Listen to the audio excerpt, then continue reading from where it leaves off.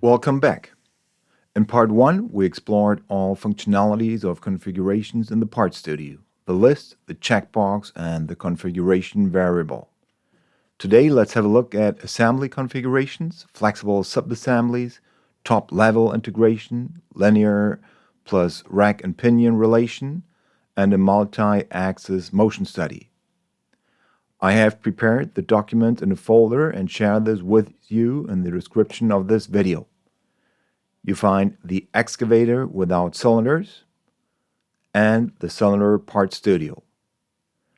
Make a copy of the linked document and follow this tutorial. So here we are in the part studio of the hydraulic cylinder, the way we left it by the end of part 1 of this series. Just remember, we had configured 3 sizes: standard, extended, and compact. Then we had that checkbox option for the structural color and the ability to define the shell diameter by a value between 220 and 260. All right, before we go into the assembly part, I want to define one mate connector, which will help us to define the stroke of the cylinder. I'll go into section view,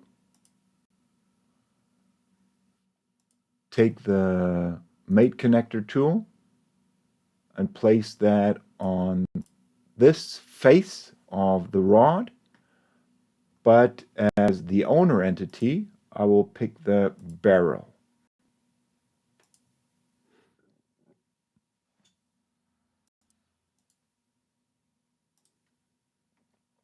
Now let's open an assembly.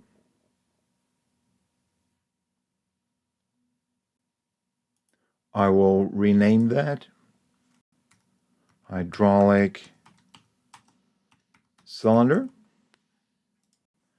and insert the part studio of the hydraulic cylinder here.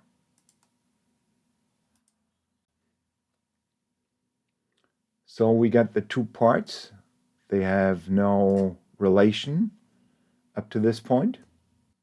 And I will define this with the slider mate right here between this mate connector and that one, and define the limits of that movement from 0 to 920.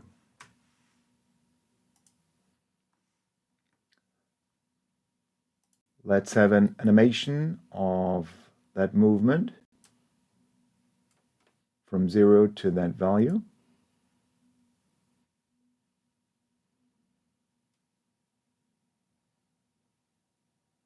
Great.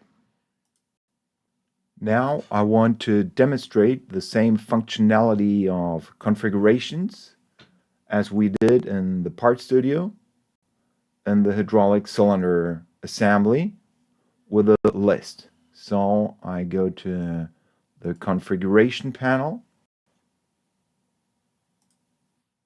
pick that list option, use those same names, that is standard, extended, and compact, and pick the assembly feature I want to configure, which is the definition of that stroke value. So I hover with the right mouse button here and pick configure. The column is inserted, and I need to pair these stroke values with the appropriate configurations of my barrel. So I'll add that. and the rod.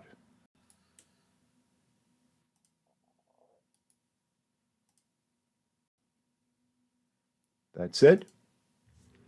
For values, I'll give the extended 1420 and the compact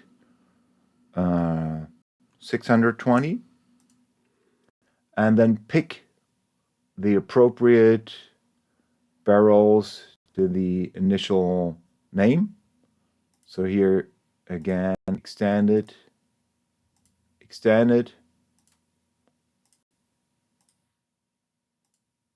and that's it. Now we're ready to insert this flexible subassembly into our main assembly. I have prepared the assembly with the appropriate mates here. Let's go to Insert and switch to the Assembly tab where we find our subassembly. First, the standard. Place that here. I'll just continue with the extended over here. And finally, the compact. I'll exit the command. First of all, I will position the standard mate, which will connect the turret to the boom. I'll rotate it so we see our naming here.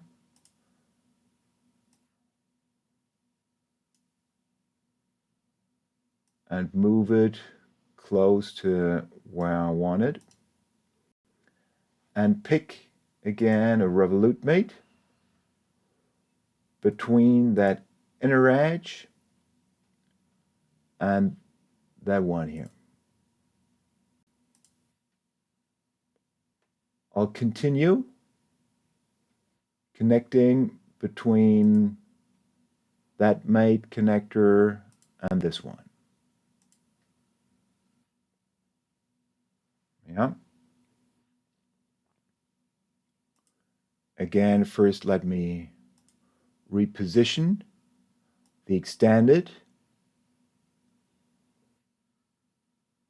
which will connect the boom here to the stick.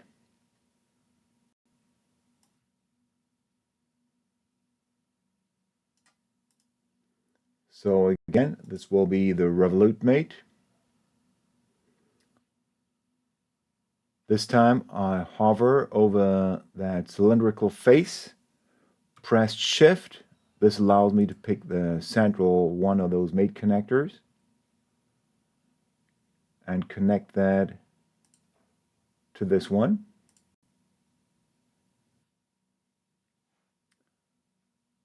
The same thing here.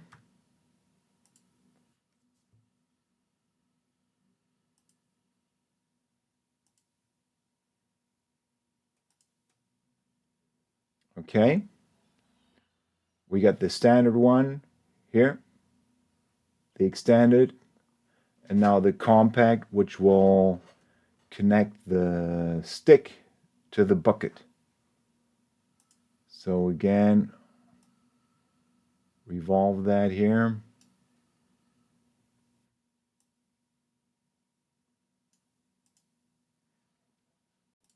Revolute mate between this mate connector and that one.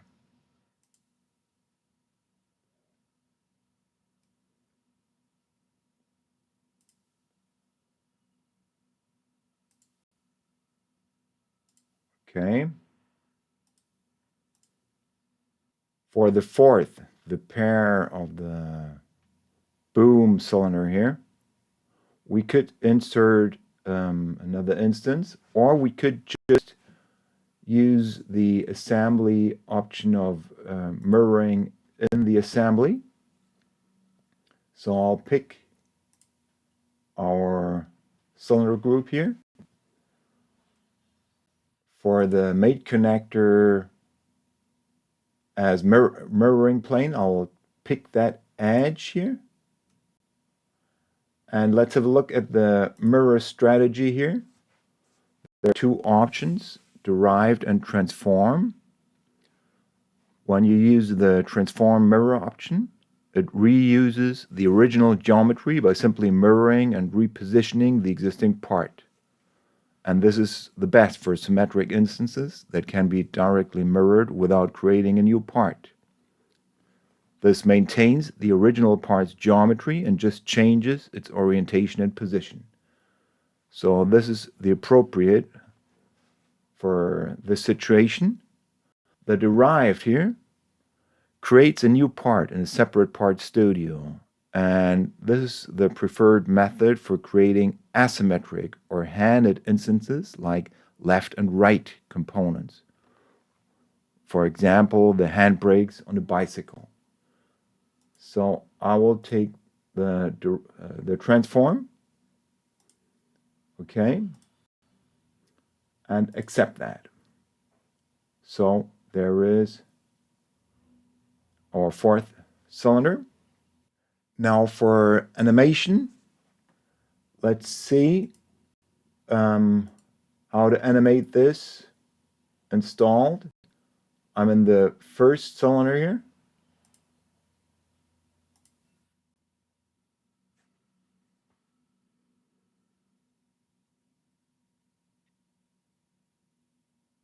So this works perfectly.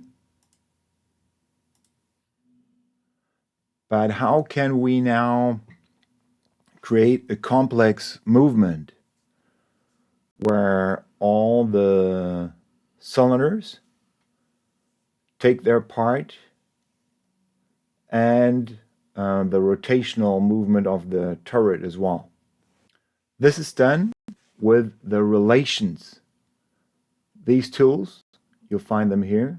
There's a gear relation, the rack and pinion, the screw, and the linear. The linear is the one I'm going to use to synchronize the movement between the cylinders. So let me open this a little. So we got cylinder 1, 2, and 3.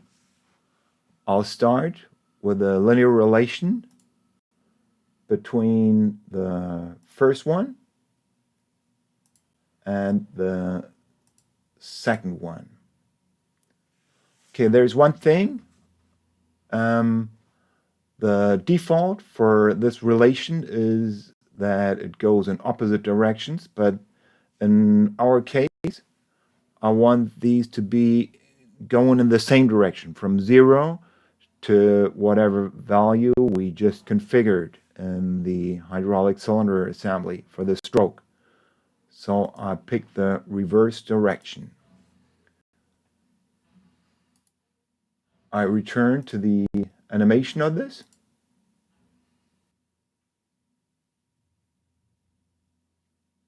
And we see both cylinders expand and contract.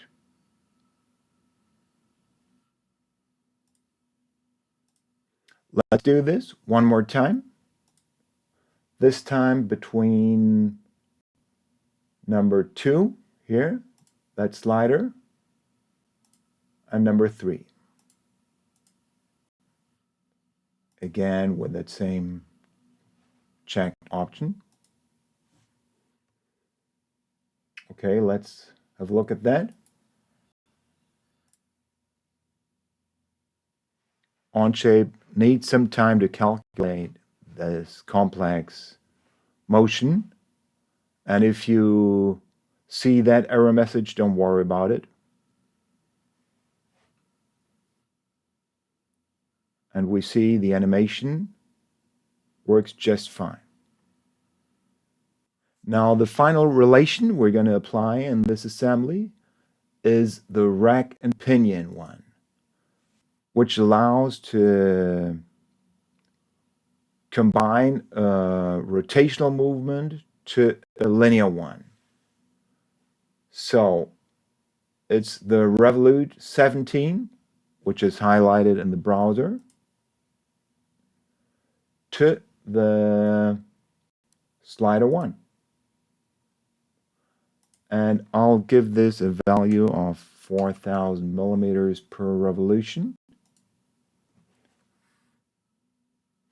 And let's have a look